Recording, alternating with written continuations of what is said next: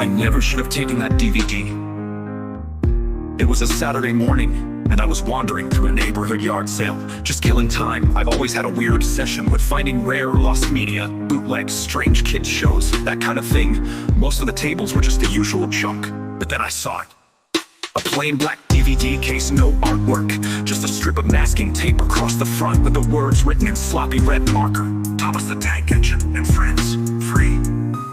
I picked it up and asked the old guy running the table where it came from. He wouldn't meet my eyes, he just muttered, "Just take it. It only ever shows up at my sales, nobody keeps it long." I laughed, thinking it was just being dramatic. Free is free, right? I slipped it in my bag and went home. When I popped it into my player, there was no menu, just static. For a second before the theme started, but it wasn't right. The music was warped, dragging like an old cassette, and the whistle sounded more like a scream than a train. Even the sky in the intro was wrong, gray, almost like storm clouds hanging over everything.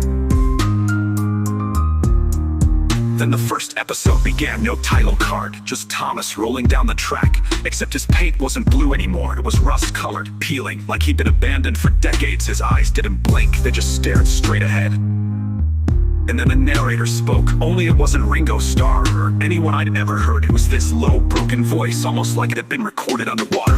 Thomas doesn't want to be useful anymore. The camera zoomed too close to his face, and I swear his smile stretched unnaturally, like the model wasn't even a model anymore. I grabbed the remote to shut it off, but none of the buttons worked. Not pause, not stop, not even eject. The episode kept going.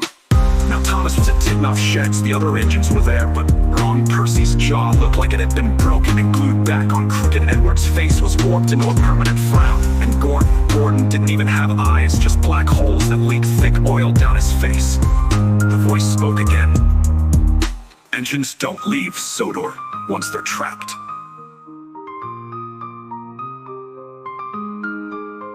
I thought I heard crying in the background, faint, muffled, like someone begging behind the narration. The screen glitched, skipping like an old VHS. Suddenly it was night. Thomas was back on the track, no lamps, yet I could see his face clearer than before. His mouth started moving, and for the first time, it wasn't the narrator's voice.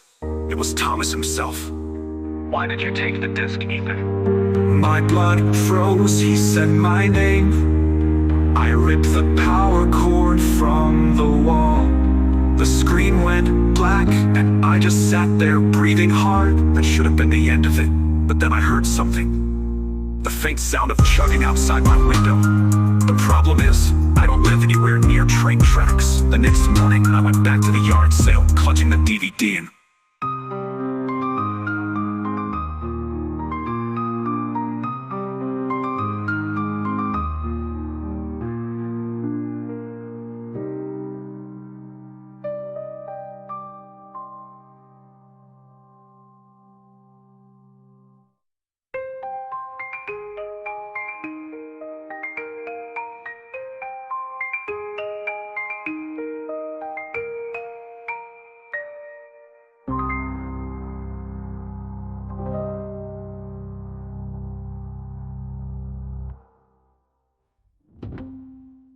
The cameras doesn't work.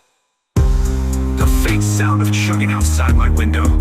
The problem is, I don't live anywhere near train tracks.